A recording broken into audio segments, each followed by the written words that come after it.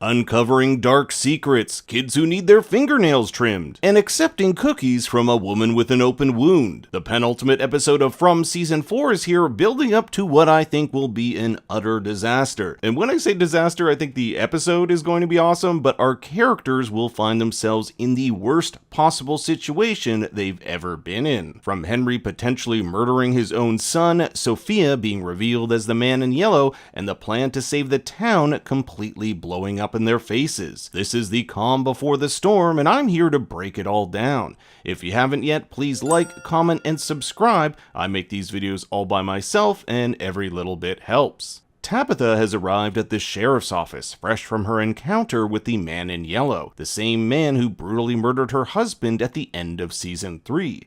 It's clear the man in yellow needs Tabitha alive, otherwise he would have killed her right then and there, meaning Tabitha is integral in his plans to destroy the town. You see, the man in yellow has likely been here since the beginning, taking on dozens of forms. He's met every version of Tabitha, even referring to her as his oldest friend. But there are 3 extremely important new details revealed in this episode that we have to go over. The first is that of ritual. Sophia tells Clara that this place is built on rituals. It's not just about what you do, but how you do it. Sophia tells us that Jade and Tabitha have the right idea about the bones, but that it won't work. That's because the ritual requires the 2 people that go down into those tunnels be Jade and Tabitha.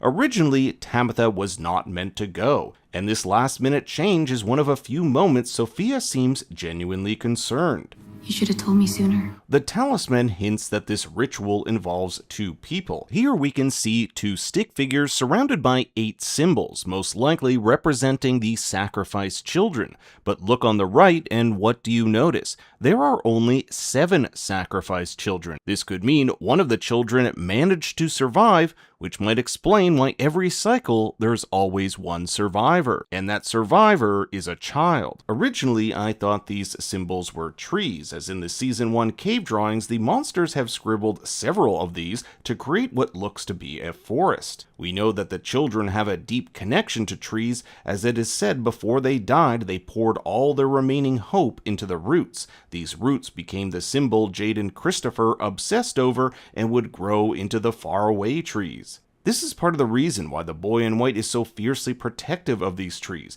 They are literally born from the essence of the sacrificed kids. The tree symbols could also represent faraway trees, one for each of the children sacrificed. As of this episode, only 4 of these trees have been revealed. The one which Victor performed the rock test on in Season 1, the one used by Julie to escape the Colony House massacre, the one Boyd used to take him to the dungeon's stone shaft, and finally the bottle tree. When the Ankui kids reveal themselves to Tabitha, they all point at her, almost as if to say, it has to be you that goes. Jade and Tabitha are the living embodiment of the original 2 parents who tried to save the kids, so part of this ritual requires that it be them specifically to undertake this task. The other part of this talisman are the sun and moon, which might have something to do with good, evil, day, night, and why the monsters only come out at night. The second important man in yellow detail we learn this episode is that he can only take the shape of those who have died. Elgin will find a Polaroid of Sophia from what appears to be the 1960s or 70s. This would have been before Victor arrived in town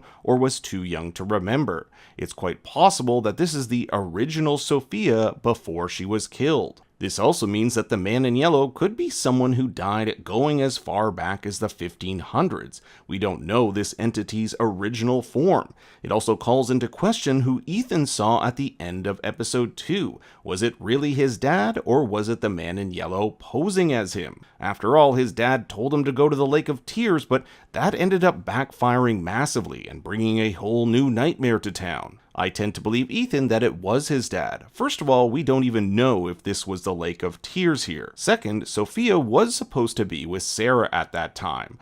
Third, the Jim here looked a bit nervous, often looking toward the forest at something, which seemed uncharacteristic of the man in yellow. And finally, he vanished into thin air, something a lot harder to do when you're physically there. Now, Sophia comes clean to Elgin, saying that is indeed her in that Polaroid, stating she wishes he hadn't seen that. She touches him, which we know can do things such as induce seizures and make her victims see things.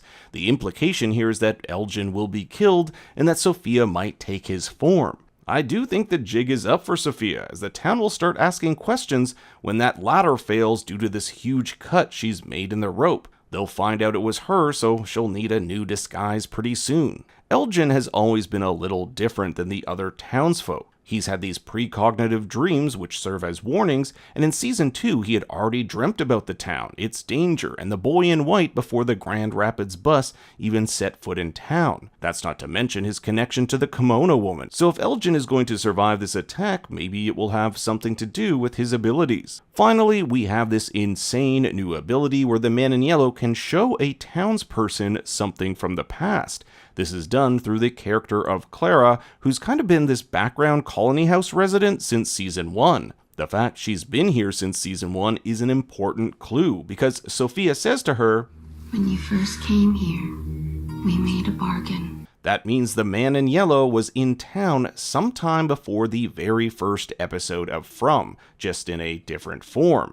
This is what Sophia is doing when her eyes turn black. She is revealing the form she had when she made this deal with Clara. What this form is, we don't know. It could be someone we've never seen before, or someone who died in Season 1. That's because I believe Tilly was also the man in yellow, but she wouldn't arrive until Season 2. Sophia's deal is pretty simple. Clara's help in return for sending her home. But we have to be mindful that there's no way of knowing if the man in yellow even possesses this ability. Everything she says could be a manipulation. As far as we know, there's only been one character who's been able to transport a character back to the real world, and that is the boy in white after throwing Tabitha from the lighthouse. Boyd has done a complete 180 when it comes to the plan to dig up the bones.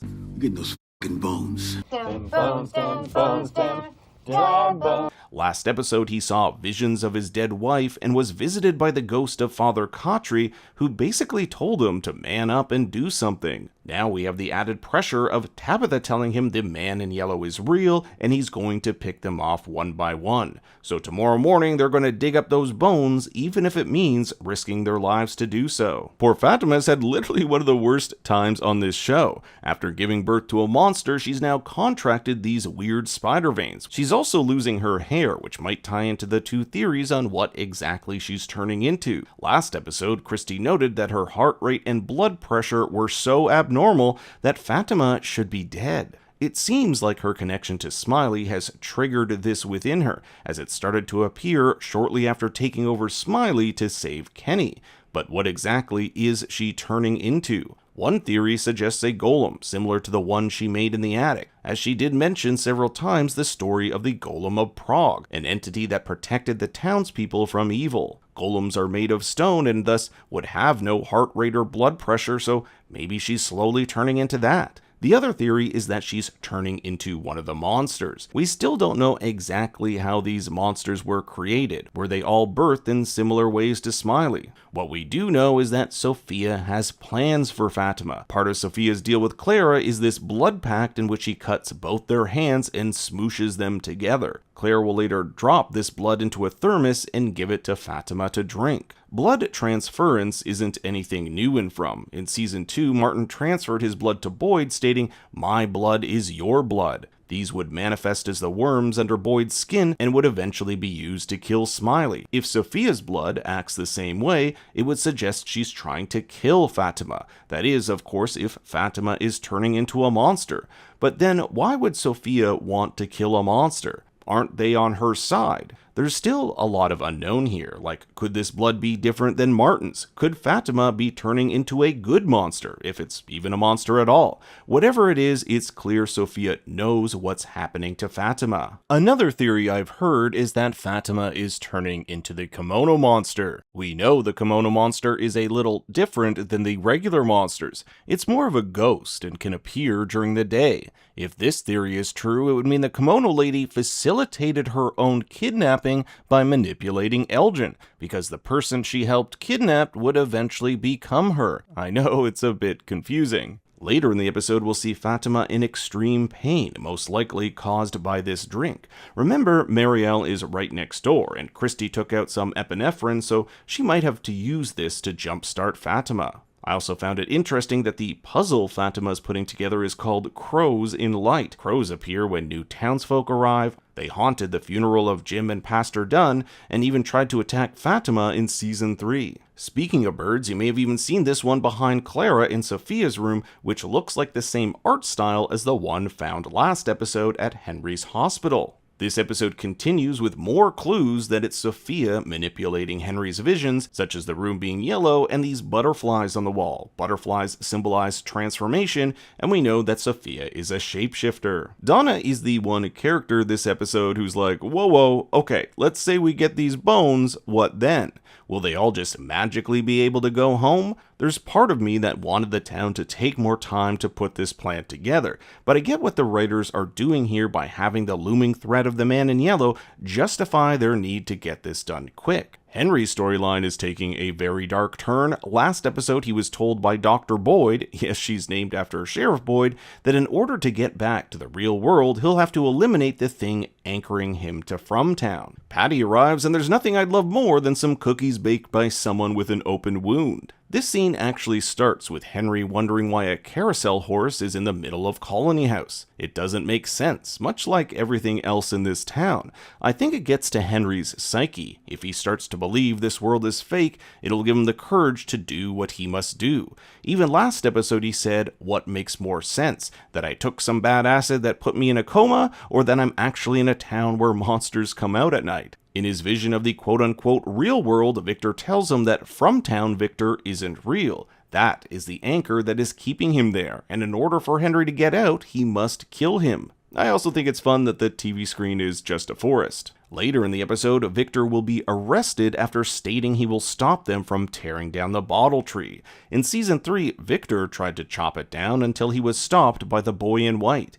It was the boy in white who helped Victor survive all those years by himself after the massacre, so Victor has put a lot of trust in him. If the boy in white says that tree is important, then it is important. Victor's disturbance sees him locked up, which puts him in an easy position to be killed. If Henry's going to make a move to kill his own son, it'll likely be when the town is focused on the mission. There's nothing much Victor can do being locked in there. Tabitha tells Ethan and Julie that the man in yellow was in their house, but Julie is tired of her mom's bullshit. Julie's fully given into the idea that the town purposely lies so we hurt ourselves, like when she thought she was traveling back in time via story walking, but in reality was only giving herself seizures. It kinda echoes what Elgin said to her last episode, that this place throws so many lies at you, it becomes hard to realize what's real. It's Ethan who gives his mom that final push, telling her not to be scared to believe. She should listen to her memories. We also know Julie will change her mind on this too. At the end of Season 3, we saw a version of her try to save her dad. This would imply that she's finally figured out how the bookmarks work. However, it still doesn't get over the fact that both Ethan and the man in yellow have stated once a story has been written, it cannot be changed. I think the saddest scene this episode was Victor visiting the graves of his mother and sister. If it's true that Tabitha is Miranda, then it calls into question who he's even talking to when he goes to the grave. Is her soul there, in Tabitha, and what does that mean for Eloise? I actually believe that Eloise is still alive. Remember that Victor never was able to identify her body, and if Victor is to Ethan like Miranda is to Tabitha, would that make Julie equal to Eloise, meaning Eloise is a story walker too? The last we saw Eloise, she ran after her mother the night of the massacre, but we don't know what happened to her. My guess is that Eloise will be introduced either in the finale or early next season and will teach Julie how to storywalk properly and use those bookmarks. Boyd has this come to Jesus moment. Literally, he's talking to God, begging the divine to spare the town and take it whatever it has in store on him. That's when he's interrupted by Sarah. Last season, Sarah heard the voices in her head laughing when Fatima went missing, laughing because they knew Boyd couldn't save her. But we did save her, didn't we? Well, we might have saved Fatima, but not from giving birth to Smiley and not from whatever is taking over her body. Earlier this season, Sophia put those voices back in Sarah's head, but it's unclear why she did this. With Sarah set to join Boyd on the mission to the bottle tree, it's possible we'll get Sophia messing with Sarah's mind next episode. The plan to retrieve the bones is actually quite simple. Jade and Tabitha are to venture into the tunnels, dig up the bones, and escape from above after the bottle tree is removed. With them, they have a radio rigged by Jade with a signal strong enough to send and receive Morse code. This is how the tunnelers will be able to communicate with the team up above. They'll also bring a tarp to seal off the chamber and rig it with a talisman to keep the monsters at bay. It's honestly an insanely ballsy move. What I found rather interesting is that Jade and Tabitha took the forest route into the tunnels instead of the newly discovered door in the basement of Colony House. It made me question what was the point of that door if it's not going to be used, so keep an eye on it potentially being used in the finale. Like, what if someone in Colony House needs to get to Tabitha and Jade to rescue them? On the eve of the mission, when we see Sophia building the rope at the diner, we pretty much get confirmation that it's been her manipulating the jukebox, as she's able to operate it when Bactus said the buttons don't work. Jackson Browne's 1972 hit Doctor My Eyes plays, which has lyrics like, "Doctor, my eyes have seen the years, and I've been waiting to awaken from these dreams," which mimic Henry's struggle of whether or not he's in a dream. Also kind of funny how Psycho Killer is one of the songs on the jukebox here. I also want to briefly mention the boat Sophia plays with before her altercation with Elgin. Many have theorized that the way out of Fromtown involves a boat, and boats have played an integral part of Boyd's story. Heck, there's even a random lighthouse in the middle of the forest. The day Boyd arrived in town, his wife gifted him with a boat, and he has a boat keyring. Boyd doesn't know what to expect on tomorrow's mission, thus leaving Kenny in charge of everything back in town should anything go wrong. Kenny reluctantly agrees. The next morning, the plan is underway. Jade and Tabitha bring their shovels into the tunnels as Boyd and the crew prepare to remove the tree. The entrance to the chamber is quickly sealed with a tarp and talisman. The only question is if this will work. As Jade and Tabitha continue to dig, they uncover the stone coffin containing the bones of the children. That is, before a few of the monsters uncover their plan. Will the tarp hold? Will Boyd and the others be able to rip that tree out? The last 3 seasons have all ended with fantastic finales, so I'm hoping next week's episode is no exception. But now I turn it over to you. What do you think will happen next? I want to hear your thoughts and theories in the comments below. Thanks for watching. Be sure to like and subscribe, and for more bad takes, you can follow me on Twitter and Instagram at ThinkStoryYT. Until next time, remember, Daddy loves you very much.